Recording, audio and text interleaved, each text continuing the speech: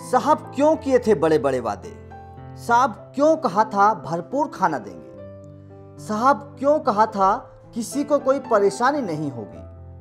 साहब क्यों इन आंखों को दिखाए थे सपने?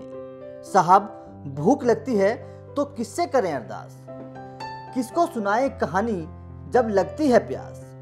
साहब जिन लोगों को आपने हमारा ध्यान रखने की जिम्मेदारी देकर भेजा है, वो धमकी देते हैं कि किसी से भी कह लो, कुछ भी कर लो, हम तो नहीं सुधरेंगे। बीमारी की वजह से रुके हुए हम लोग, और यहाँ पे हफ्ते हफ्ते में लाइट चली जाती है और पूरी रात मच्छर काटते परेशान हो जाते हैं।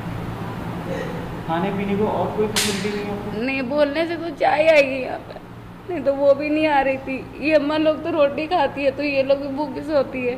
और कहते हैं जो देते हैं ना घर पे है तो वो लोग अपने घर ले जाते हैं भर भर के, और कहते हैं जिनको करनी शिकायत कर दो, ऐसे कहते धमकाते हैं तो हम लोग चुप हो जाते हैं।